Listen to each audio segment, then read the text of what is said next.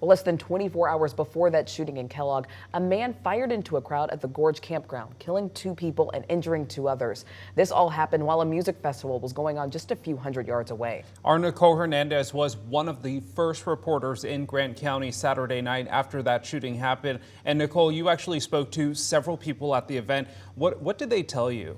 So Tim Channing, just a few hours after the shooting, I talked to some festival goers who had left the gorge. They all said it was chaos in and near the campground, with people packing up their stuff and leaving as quickly as possible. One person I talked to said the chaos, though, didn't affect the actual venue because the Beyond Wonderland show never stopped Saturday night.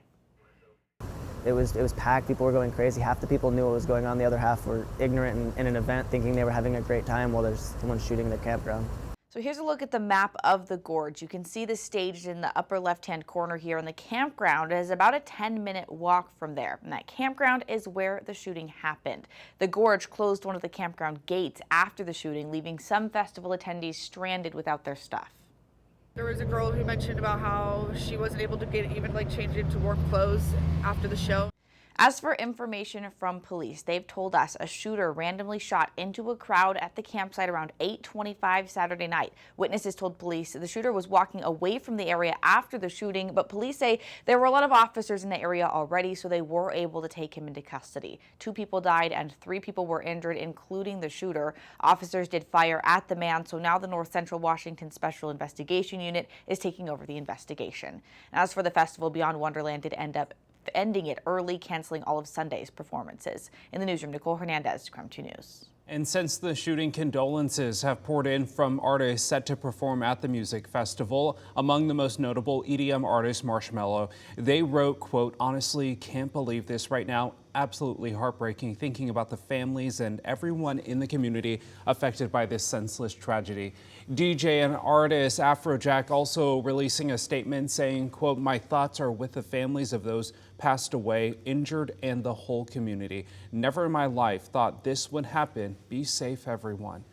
Well, Saturday night's shooting also raising questions of security amongst concert goers. So the Gorge lists a set of rules and restrictions on their website, and you can see that this list is quite long, but on it says no firearms or weapons of any kind.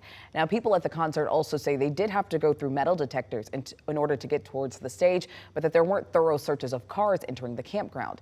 That's something one camper says that he'd be happy to comply with in the future. I would love to see venues and stuff like that show that extra effort. And if that means that I have to spend an hour while you thoroughly search my car, that's what it means. I'm okay with that.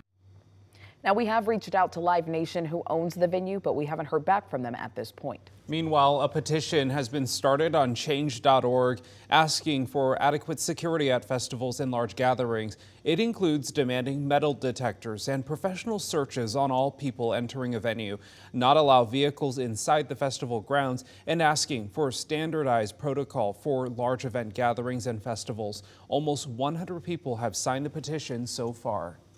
Well, right now, we know there are still a lot of unanswered questions and even confusion. So we are working to answer those questions. And here's a list of what we actually want to know as well. We're still in contact with the North Central Washington Special Investigations Unit, trying to find out the identity of the suspect as well as their condition at this hour. We're also working to learn the condition of the other 2 people who were injured and the identities of the 2 people who were killed. We're also looking to know the circumstances, like what led up to this shooting and what was the motive. In the meantime, of course, this is a developing situation. So for a look back at our complete coverage, you can head online right now to our website at krem.com.